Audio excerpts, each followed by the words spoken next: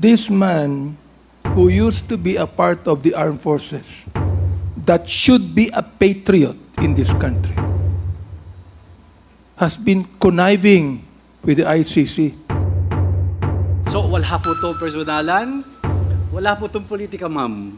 Hindi po kami kay former president. Wala. Gusto ko lamang pong liwanagin na wala hong may monopolyo sa pagmamahal sa bayan dito. Hindi kayo, hindi kami.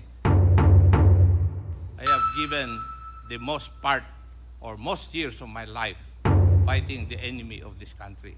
Ang tanong po, bakit nandito po tayo ngayon? Because I'm the one who stood up in the floor last August 5, for your information, na calling for a joint investigation for the pressing issues of illegal drugs and illegal activities linked to Philippine offshore gaming operators.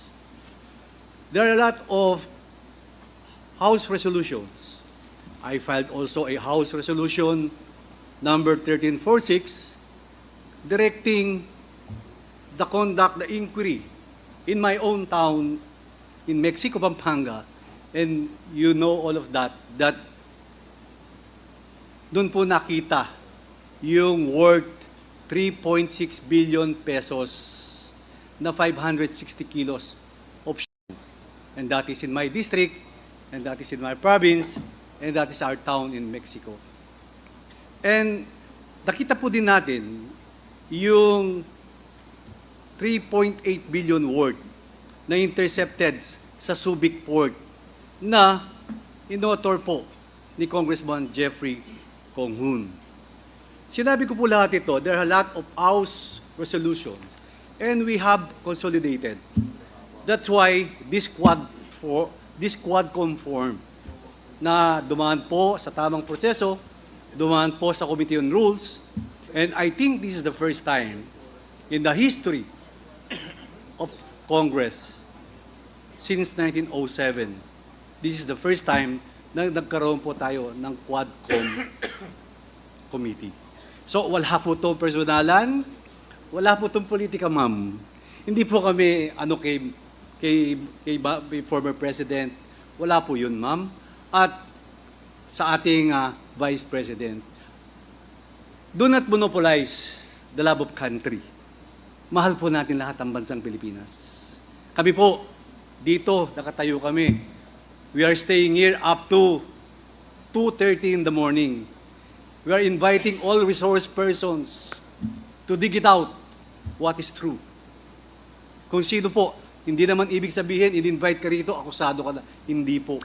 There are a lot of witnesses going to the office of our chairpersons of these various committees to testify, to tell the truth, at kami naman po, hindi naman po basta-basta, kinukuha natin yung mga witnesses. So I repeat, Mr. Chairman, thank you again for the opportunity. And I would like to enlighten our co-members, the members of this 19th Congress, please attend this Quadcom hearing. Totoo po yun. Hindi lang po andito ang ating former president ngayon. Nandito kayo. Hindi lang po nandito si Vice President Sara ngayon. Nandito kayo. Hindi po ganyan. Kahit sino po dapat wala tayong pinipili. This is the love of country. Maraming salamat po, Mr. Chairman. As I've said before, I have given the most part or most years of my life fighting the enemy of this country. Thank you, Mr. Chair. Thank you, Congressman Acop. Yes, let me emphasize na wala pong may monopolya ng pagmamahal sa bayan dito. Pare-parehas po tayo rito. And following the suggestion of Congressman Acop, kung meron kayong gustong paimbita, mag-attend kayo ng hearing. Hindi yung a-attend kayo kapag andito lang ang dating Pangulo, ang ating Vice Presidente. Umattend kayo. This committee hearing, this Quadcom, makes announcements of all its hearings. And from here on, we want to see you in our hearing, and please submit to the committee secretary all the persons you want to be invited. Wala hong ano yan, wala hong ano yan. Kung sino yung gusto niyang imbitahan, pwede po yan. Gusto ko lamang pong liwanagin na wala hong may monopolyo sa pagmamahal sa bayan dito. Hindi kayo, hindi kami. Pare-parehas tayo nagmamahal sa bayan. Pare-parehas tayo nagseserbisyo eh. Diba? Huwag niyo sabihin mas magaling kayo. Dahil kami, hindi naman namin sasabihin magaling kami. Pero kung pagmamahal sa bayan, pare-parehas tayo. Huwag niyong sosolohin yan. Dahil magagalit si Congressman Dan Fernandez. Tama po ang sinabi ni Congressman Ako, ni Congressman Ace Barbers, na lahat po tayo nagmamahal sa bayan. Kaya nga, Mr. Chair, gusto kong itanong sana dito kay Senator Trillanes if he is working for the ICC. Are you working for the ICC, Mr. Chair? Hindi po, You are not. hindi po, Mr. Chairman. But you are connected with the ICC. Opo, by virtue of being the first to So, Mr. to file. Chair. Yes.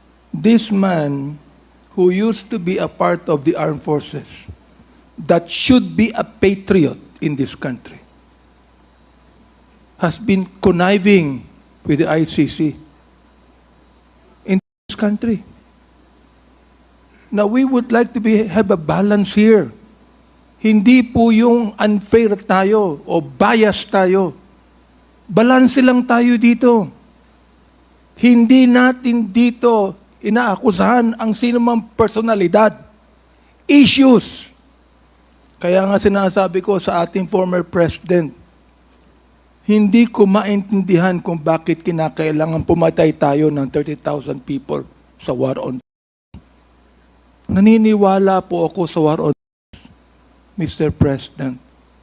Suportado ko na ayaw natin ang bansang Pilipinas mahulog sa kuko ng mga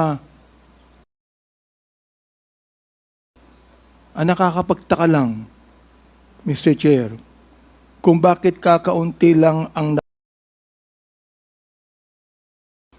at libo-libo ang napapatay ng mga drug at daan-daan ang napapatay ng mga.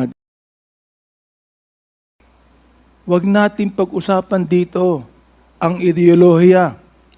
Pag-usapan po natin dito kung paano natin pagagandahin ang bansang Pilipinas.